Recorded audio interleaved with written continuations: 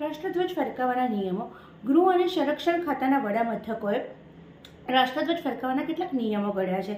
રાષ્ટ્રધ્વજની ઉપર કે જમણી બાજુએ કોઈ બીજો ધ્વજ કે સંજ્ઞા લગાવી શકાતી નથી. રાષ્ટ્રધ્વજની બાજુમાં જો કોઈ ધ્વજ લગાવવાનો હોય તો તે ડાબી બાજુએ લગાવી શકાય છે. તેની પર કોઈ ચિત્ર કે સંજ્ઞા કરી શકાતી નથી. રાષ્ટ્રધ્વજની સાથે બીજા ધ્વજ હોય તો પણ રાષ્ટ્રધ્વજ સૌથી મથાળે રાખવામાં આવે છે. સૌથી ઉપર રાષ્ટ્રધ્વજ રાખવામાં આવે છે અને જ્યારે ઉતારવામાં આવે ત્યારે પણ સૌથી રાષ્ટ્રધ્વજને એકદમ શાંતિથી નીચેથી લાવવામાં આવે છે. રાષ્ટ્રધ્વજ ઊંચે ફરીથી લઈ જવામાં આવે છે, જ્યારે નીચે લાવતા તેને ક્રમશઃ ધીરે ધીરે લાવવામાં આવે છે. રાષ્ટ્રધ્વજને ઊંચો આડો કે એવી રીતે ના પકડતા રાષ્ટ્રધ્વજને ઊંચી જ રીતે રાખવાનો હોય છે. જો કોઈ રાષ્ટ્રધ્વજને સર્કસમાં કે પ્રદર્શનમાં લઈ જવાનો હોય તો તેને જમણા ખભા પર રાખવામાં આવે છે અને સૌથી મથાળે રાખવામાં આવે છે. સર્કસમાં પણ તેના પ્રદર્શનમાં રાખવામાં આવે છે.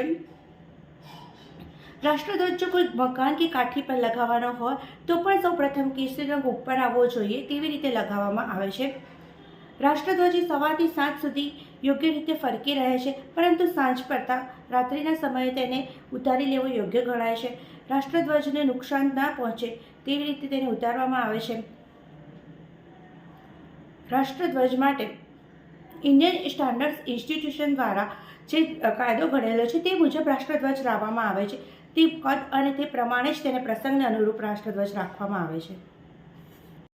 Hello friends, I am Rikita Joshi from Oxford UPSC GPSC academy by professor Hemang Bhatt sir. આજનો મારો ટોપિક છે ભારતના રાષ્ટ્રધ્વજના નિયમો. ભારતને આઝાદી મળી એ પહેલાં જ બંધારણ સભાએ નક્કી કર્યું કે રાષ્ટ્રધ્વજ એવો હોવો જોઈએ કે કોઈ પણ સભા કે સમાજને તે અનુકૂળ હોવો જોઈએ. તેથી ત્રિરંગો તરીકે ઓળખાતો. તેમાં 3 રંગના પટ્ટા હોય છે અને વચ્ચે અશોક ચક્ર હોય છે, જેમાં સૌથી પહેલો કેસરી, સફેદ અને ત્યારબાદ લીલો રંગ હોય છે. કેસરી રંગની શુદ્ધતા અને આધ્યાત્મિકતા દર્શાવે છે. સફેદ રંગ એ સત્ય અને શુદ્ધતા દર્શાવે છે, જ્યારે લીલો રંગ ઉત્પાદકતા દર્શાવે છે. ચક્ર એ ન્યાય અને અધિકારોનું પ્રતીક મનાય છે.